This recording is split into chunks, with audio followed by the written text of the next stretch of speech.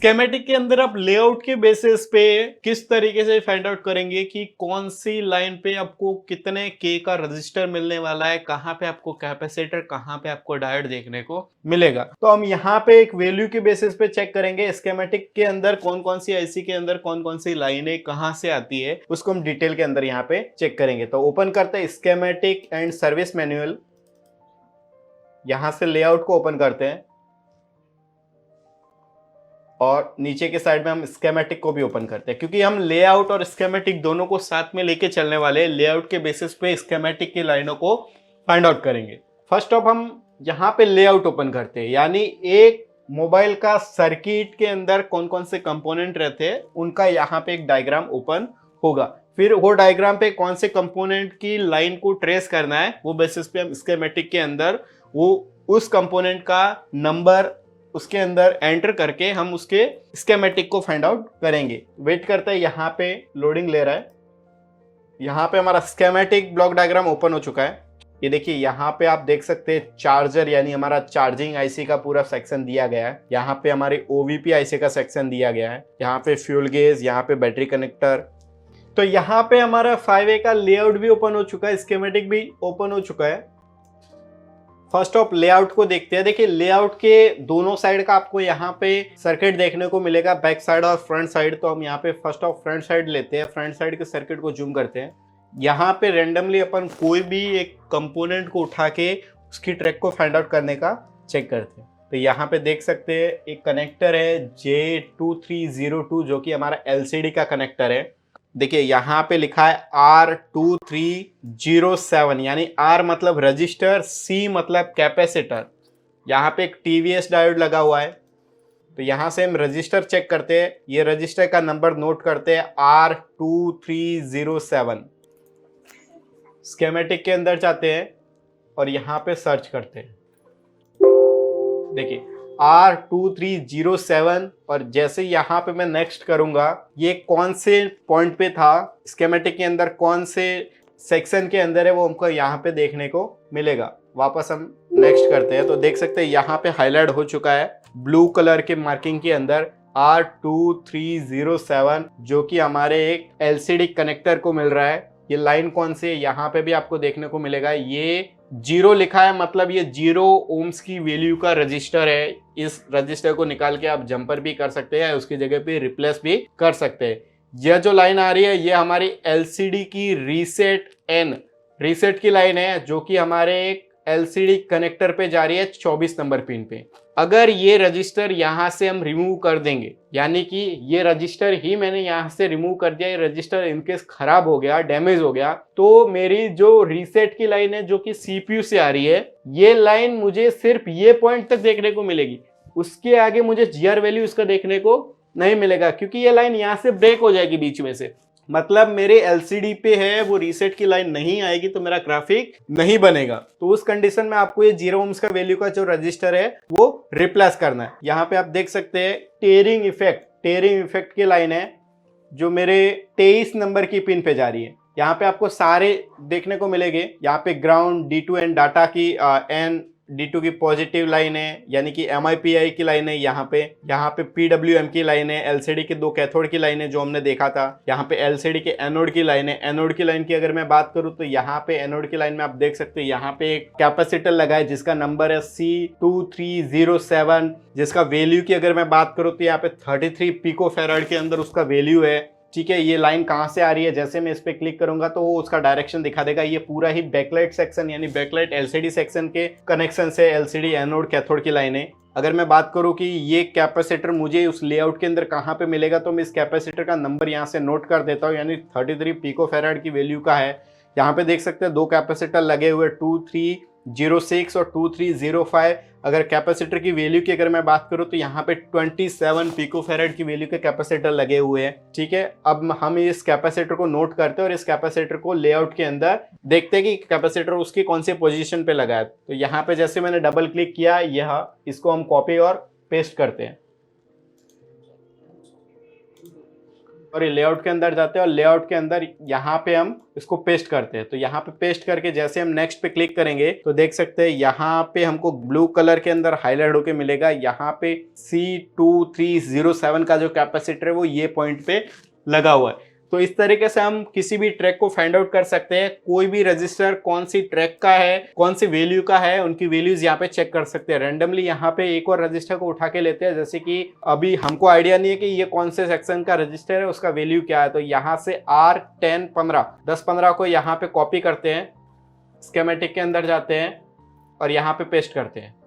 जैसे नेक्स्ट पे क्लिक करूंगा, यहाँ पे देखिए वो रजिस्टर हमको देखने को मिला है। उसके वैल्यू कितने 2.2K का वैल्यू है। अगर आप काम कर रहे हैं, आप ब्लोवर यूज कर रहे हैं या फिर आपके किसी रीजन से वो उसकी पोजीशन से रिमूव हो जाए, आपकी वजह से वो टूट जाए और आपको उसकी वैल्यू का अंदाजा नहीं है, तो आप स्कीमेटिक और लेआउट की हेल्प से उसका वैल्यू पता करके किसी भी 20K की रेंज में मल्टीमीटर की हेल्प से उसका वैल्यू चेक करके उसको वहां से रिमूव करके आप यहाँ पे इंस्टॉल कर सकते हैं प्रॉपर वैल्यू के हिसाब से। तो यहाँ पे 2.2K का वैल्यू का रजिस्टर है, जो कि कौन सी लाइन का है देखो वो भी आपको यहाँ पे देखने को मिलेगा। यहाँ से बक लाइन I2C के SDA यानी सीरियल डाटा की लाइन का जो रजिस्टर है वो आपको यहाँ पे 2.2K वैल्यू का देखने को मिलेगा। जितने भी कंपोनेंट है हमारे कैपेसिटर, डायोड, उनकी वैल्यूज यहाँ पे आपको देखने को मिलेगी। जैसे कि कैपेसिटर है, ये 1 माइक्रो फैराड की वैल्यू का है। अगर मैं यहाँ पे आपको लाइट सेक्शन के कैपेसिटर की वैल्यू बताऊं तो यहाँ पे लाइट सेक्शन को लेते हैं हम लोग, स्कीमेटिक के अंदर इसको पेस्ट करते हैं। तो देखिए ये कैपेसिटर जो कि हमारे बूस्ट कॉइल के पास में लगा रहता है, उस कैपेसिटर का वैल्यू 50 वोल्ट की कैपेसिटी को वो कंज्यूम कर सकता है। तो इस कैपेसिटर को आपको किसी ना किसी लाइट सेक्शन से उठा के या कि 50 वोल्ट की कैपेसिटी को जो मैनेज कर पाएगा उसी कैपेसिटर को आप यहाँ पे लगाएंगे। इसकी जगह पे आप इससे कम वैल्यू यानी कम वोल्टेजेस कवर अप करने वाले कैपेसिटर को लगाएंगे तो वो इमीडिएटली आपका शॉर्ट हो जाएगा या फिर खराब हो जाएगा। ठीक है, तो यहाँ पे इस तरीके से आप इसका वैल्यू चेक कर सकते हैं। नेक्स्ट देखते हैं हम, यहाँ पे आप थर्मिस्टर भी चेक कर सकते हैं कि मदरबोर्ड के अंदर कौन सा थर्मिस्टर कहाँ पे लगा है और वो कितने K का वैल्यू का है, वो भी आप यहाँ से चेक कर सकते हैं। तो यहाँ पे थर्मिस्टर देखते हैं हम लोग। तो सर्किट के अंदर यहाँ पे ये पॉइंट पे आपको थर्मिस्टर देखने को मिलेगा, जो कि दिखने में एक कोयल की तरह होगा। जैसे आप मल्टीमीटर से चेक करोगे आपको वहां पे कोई ना कोई वैल्यू देखने को मिलेगा। अगर वैल्यू की बात करूं तो यहाँ पे 100 के वैल्यू का आपको यहाँ पे थर्मिस्टर देखने को मिल रहा है। एक हमारा यहाँ पे देख सकते हैं आप 4G PFO के पास में आपको थर्मिस्टर देखने को मिलेगा। ठीक है, वो भी 100 के वैल्यू का है। तो यहाँ से आप थर्मिस्टर चेक कर सकते हैं कि मदरबोर्ड के अंदर थर्मिस्टर कहाँ पे लगे हुए। अगर मैं डायोड वैल्यू के अंदर IC ऑन बोर्ड की बात करूँ तो IC के नीचे क्या उसका GR वैल्यू रहता है वो भी आपको यहाँ पे देखने को मिलेगा। काफ़ी ज़्यादा हेल्पफुल होने वाला है। अगर आप एक ब्लॉक डायग्राम को देखते हैं, अगर आप एक ब्लॉक डायग्राम को यूज़ करते हैं तो यहाँ पे मैं एक पावर IC को जूम करके आपको दिखाने वाला हूँ। तो देख सकते हैं हर एक पॉइंट पे कौन से पॉइंट पे कितना वैल्यू आएगा, कौन से पॉइंट पे कौन सा लाइन है, वो भी आपको यहाँ पे ड्रॉ किया हुआ देखेगा। देखिए ये पॉइंट हमारा ग्राउंड है, यहाँ पे आपको बीप मिलेगा, यहाँ पे आपको 153 के आसपास में GR वैल्यू देखने को मिलेगा।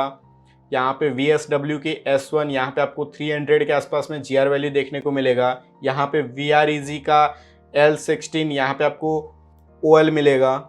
हर एक पॉइंट पे आपको कितना वैल्यू मिलेगा। अगर इन केस आपकी IC हीट हो रही है, पर्टिकुलर किसी न किसी पॉइंट पे हीट हो रही है, तो उस IC को रिमूव करके इन सारे पैड पे आप मल्टीमीटर की हेल्प से चेक कर सकते हैं, वैल्यू चेक कर सकते हैं। अब बात करते हैं बिटमैप की। यहाँ पे ओपन करते हैं हम बिटमैप। अब बिटमैप का रोल क्या होने वाला है उसको देखेंगे। देखिए बिटमैप आपको बहुत जगह पे यूज और बहुत ज़्यादा हेल्पफुल होने वाला है, क्योंकि आपको पता नहीं है कि ये पॉइंट से यानी कि पर्टिकुलर अगर मैं बात करूं, थोड़ा जूम करके आपको दिखाने की कोशिश करता हूं। जैसे कि मेरा ये एक बक कोयल है जो कि मेरे पावर IC के पास में यहाँ पे बहुत सारी बक कोयल लगी हुई है। तो यहाँ पे बक कोयल का ये पॉइंट कौन से पॉइंट पे जा रहा है, यानी CPU के कौन से पॉइंट पे उसका ट्रैक जा रहा है या फिर पावर IC के कौन से पॉइंट पे उसका ट्रैक जा रहा है। इन केस यहाँ से नीचे का उसका जो प्रिंट है वो किसी वाटर डैमेज हो गया या फिर वहां से वो प्रिंट हट गया, डैमेज हो गया अपनी वजह से, तो आपको जंपर कहाँ पे करना है, कौन से पॉइंट से कौन से पॉइंट तक, वो हम बात करेंगे यहाँ पे। तो यहाँ पे देखिए बक कोयल है। बक कोयल का जैसे मैंने ये पॉइंट पे क्लिक किया, यह बक कोयल हमारे CPU के अंदर जहां जहां पे आपको ग्रीन कलर का डॉट डॉट दिख रहा है वहां पे हमारा ये पॉइंट का ट्रैक जा रहा है। और पावर IC के अंदर भी आप देख पा रहे होंगे पावर आईसी के अंदर भी आपको कौन से पॉइंट पे उसका लाइन जा रहा है वो भी आपको देखने को मिलेगा। अगर उसके दूसरे पॉइंट की अगर मैं बात करूं तो ये दूसरा पॉइंट हमारे इस पावर आईसी के ये पॉइंट पे कनेक्टेड है। अगर पर्टिकुलर किसी कैपेसिटर की बात करूं कि वीपीएच लाइन का कैपेसिटर है वो शॉर्ट है, अगर कौन कौन से सेक्शन में जाता है, यहाँ पे आपको नाम भी शो होगा। ये VREG की S3 है जो कि 1.3 वोल्टेज की लाइन है। अगर ये लाइन शॉर्ट होगी तो उस लाइन के शॉर्टिंग के केसेस में या तो आपका पावर आईसी शॉर्ट होगा, क्योंकि जहां पे ये ट्रैक जा रही है वो सेक्शन शॉर्ट होते हुए आपको देखने को मिलेंगे। तो या तो ये पावर आईसी शॉर्ट हो सकती है, आप फर्स्ट ऑफ पावर आईसी को रिमूव कर दीजिए। अगर फिर भी वो शॉर्टिंग केसेस के अंदर दिख रही है तो या तो फिर उसका कोयल के दूसरे वाली जो लाइन है, सामने वाली लाइन, ये शॉर्ट हो सकती है। तो इस कोयल को भी आप रिमूव कर दीजिए। उसके बाद में सिर्फ ये 2 पॉइंट रहते हैं, यानी 2 कैपेसिटर रहते हैं। इनको रिमूव करके आप फॉल्ट को फाइंड आउट कर सकते हैं। अगर मैं बात करूं यहाँ पे कि एमएमसी के नीचे का या फिर सीपीयू के नीचे का एक आध पॉइंट आपसे निकालते टाइम में ब्रेक हो जाता है, तो आप कैसे फाइंड आउट करोगे? तो यहाँ से इनकेस मेरा ये जो येलो कलर के अंदर ये वाला पॉइंट अगर डैमेज हो गया प्रिंट, ठीक है, तो ये पॉइंट मुझे कहाँ कहाँ पे कौन कौन से पॉइंट पे देखने को मिलेगा? तो देख सकते हैं ये एमएमसी के अंदर बहुत ज्यादा पॉइंट है इसके इसी लाइन के अंदर, तो एक आध पॉइंट इसमें डैमेज हो जाएगा तो कोई प्रॉब्लम नहीं। लेकिन पर्टिकुलर एक ही लाइन इसके अंदर आ रहा है तो उसके लिए आपको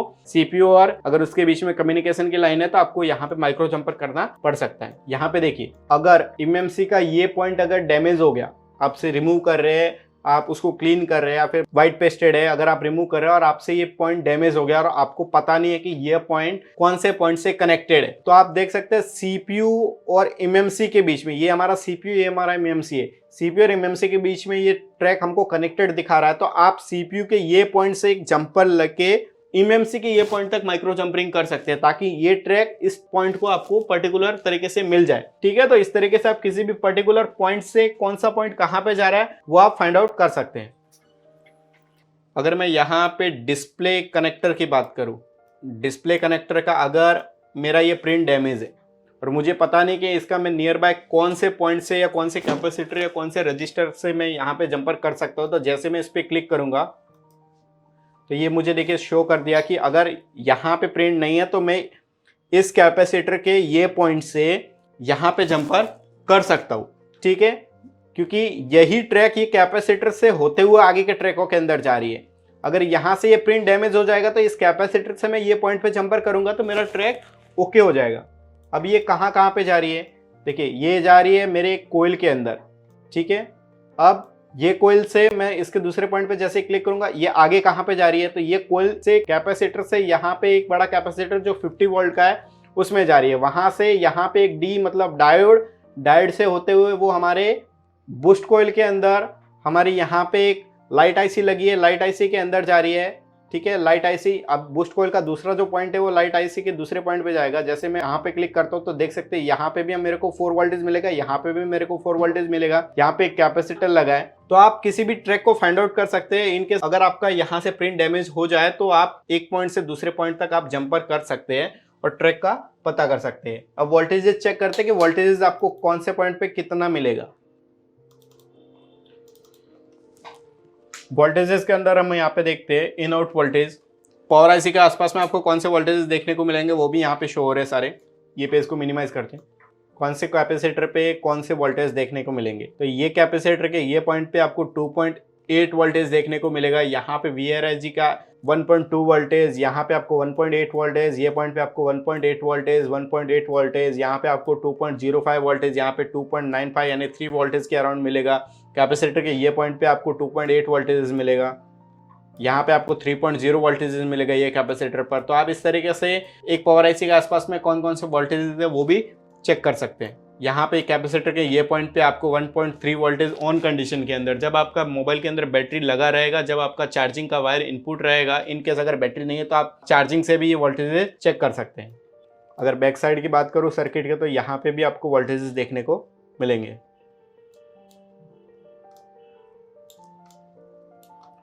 यहाँ पे आपको 1.0 वोल्टेजेस, यहाँ पे 1.3, 2.9, कौन से कैपेसिटर पे कौन से कितने वोल्टेज देखने को मिलेंगे वो भी आप यहाँ से चेक कर सकते हैं। तो मतलब कहने की बात यही है कि आपके मोबाइल रिपेयरिंग फील्ड के अंदर में जो आपके काम करने का तरीका रहता है, जो आपके काम करने का वे रहता है, आपको गाइड करने का जो रहेगा, वो सब कुछ इसके बेसिस पे होगा। क्योंकि आप पर्टिकुलर किसी मॉडल का इतना याद नहीं रख सकते या फिर आपको हर एक पॉइंट का, हर एक मोबाइल का जीआर वैल्यू आपको याद नहीं रहेगा, तो यहाँ से पर्टिकुलर आप मॉडल सेलेक्ट कीजिए, जिस बेसिस पे आपको काम करना है वो बेसिस पे आप यहाँ पे ऑप्शन ऑन करके, जैसे कि मेरे को यहाँ पे डायोड वैल्यू चेक करना है, डायोड वैल्यू चेक करेंगे तो आप डायोड वैल्यू शो हो जाएगा, तो वहां से आप मल्टीमीटर की हेल्प से टेस्टिंग कर सकते हैं।